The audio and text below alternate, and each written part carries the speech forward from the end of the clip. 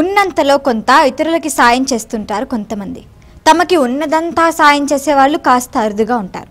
ఎన్నో ఏళ్లుగా ఓ పని కోసం తాము కష్టపడి కూడబెట్టుకున్న డబ్బుని ఎవరికో ఏదో అవసరం వచ్చిందని వెంటనే ఇచ్చేసేవారు ఇంకాస్త అరుదు. అలాంటి అరుదైన ఆదర్శవంతమైన జంట వీరు. ముంబైలోని ఈ దంపతులకు విదేశీ యానం చేయాలి అనే ఆసక్తి ఉంది. విహారయాత్రకు విదేశాలకు వెళ్లేందుకు ప్రతి ఏడాది కొంత మొత్తం డబ్బు కూడబెట్టుకుంటున్నారు. అలా వీరు ₹1,00,000 కూడబెట్టారు. అయితే అంతలోనే భారత్ పాక్ యుద్ధ వార్తలు మొదలయ్యాయి. యుద్ధంలో భారత్కి చెందిన సైనికుడు మురళీ నాయక్ మరణం వారిని ఎంతో కలిచివేసింది. తమ విహారయాత్రకు దాచుకున్న డబ్బుని వారు మురళీ నాయక్ కుటుంబానికి అందించేందుకు నిర్ణయం తీసుకున్నారు.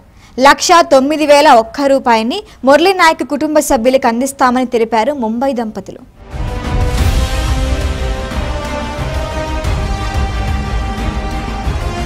అయితే మురళీ నాయక్ కుటుంబానికి సాయం చేస్తున్న ఆ ముంబై దంపతుల వివరాలు మాత్రం తెలియరాలేదు.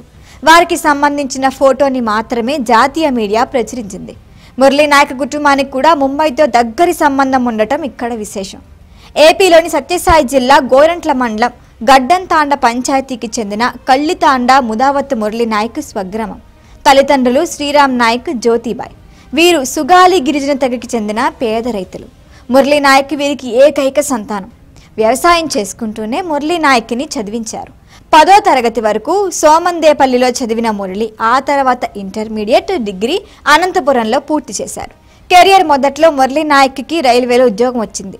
కానీ చిన్నప్పటి నుంచి అతడికి ఇండియన్ ఆర్మీలో చేరాలనే కల ఉంది. 2022లో అగ్నివీర్ రిక్రూట్మెంట్లో మురళీ నాయక్ ఇండియన్ ఆర్మీకి సెలెక్ట్ అయ్యాడు.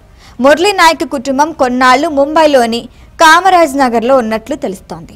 అలా ముంబైతో వారికి అనుబంధం ఉంది. ప్రస్తుతం మురళీ నాయక్ కుటుంబం అనంతపురం జిల్లాలోనే స్థిరపడింది. ముదావత్ మురళీ నాయక్ ఆర్మీకి ఎంపికైన తర్వాత పంజాబ్, జమ్మూ కాశ్మీర్ సరిహద్దుల్లో విధులు నిర్వర్తించాడు. పహల్గాం దాడికి బదులుగా మే 7న భారతదేశం ఆపరేషన్ సింధూర్ చేపట్టిన సంగతి తెలిసిందే. పాక్ ఆక్రమిత కశ్మీర్లలో ఉగ్రవాద స్థావరాల్ని భారత్ లక్ష్యంగా చేసుకుంటే పాకిస్తాన్ మాత్రం మన సైనిక స్థావరాలపై దాడులు చేసింది. ఈ దాడుల్లో జమ్మూ కాశ్మీర్ సరిహద్దుల్లో విధి నిర్వహణలో ఉన్న మురళీ నాయక్ వీరమరణం పొందారు. 25 ఏళ్ల చిన్న ప్రాయంలోనే మురళీ నాయక్ దేశం కోసం అసువులు బాశారు. ఒక్కగానొక్క బిడ్డపై ఆశలు పెట్టుకున్న ఆ కుటుంబం గుండె పగిలింది. మురళీ నాయక్ అంత్యక్రియల రోజున ఆ కుటుంబాన్ని ఓదార్చడం ఎవ్వరి తరం కాలేదు. దేశం కోసం తన కొడుకు ప్రాణాలు అర్పించడం గర్వంగా ఉన్నా ఉన్న ఒక్కగానొక్క బిడ్డని తాము కోల్పోవాల్సి వస్తుందని అనుకోలేదు అని తల్లిదండ్రులు తీవ్ర దుఃఖంలో మునిగిపోయారు. ఏపీ ప్రభుత్వం మురళీ నాయక్ కుటుంబాన్ని ఆదుకోవటానికి ముందుకొచ్చింది. ₹50 లక్షల ఆర్థిక సాయంతో పాటు వారి ఇంటిని నిర్మించిస్తామని ప్రకటించింది.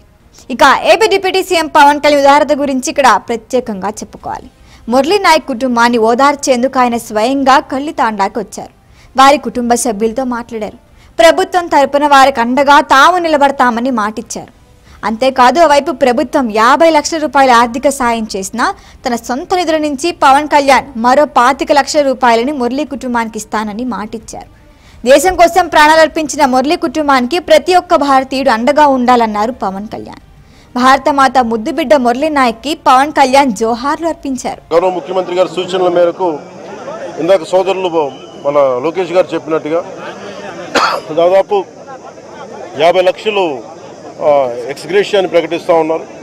అలాగే ఒక 5 ఎకరాల పొలం అని కూడా తెలియజేశారు. అలాగే 300 గజాలు ఇంటి స్థలం అని కూడా అనౌన్స్ చేశాం.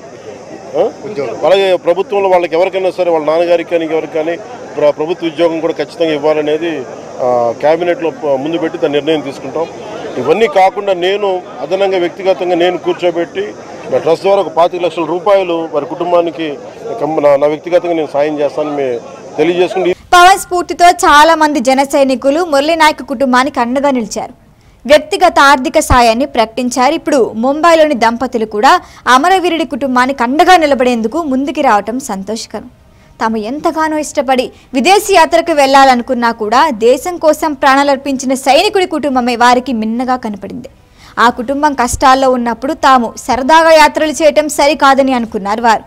దేశం కోసం త్యాగం చేసిన సైనికుడి కుటుంబానికి తాము ఎంతో కొంత తిరిగి ఇవ్వాలనుకున్నారు.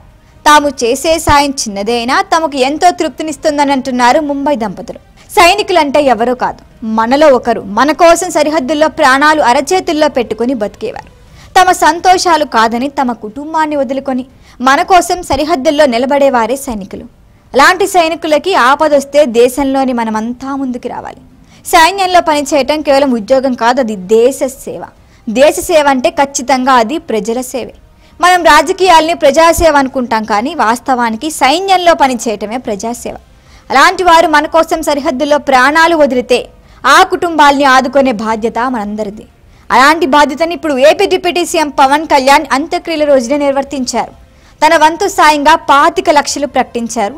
అంతేకాదు, గ్రామాల్లో సైనికులకు ఆస్తి పన్ను కూడా మాఫీ చేసే నిర్ణయం తీసుకున్నారు. ఆయన స్ఫూర్తిని కొనసాగిస్తూ చాలా మంది మురళీ నాయక్ కుటుంబానికి అండగా నిలబడడం ఆహ్వానించదగ్గ పరిణామం.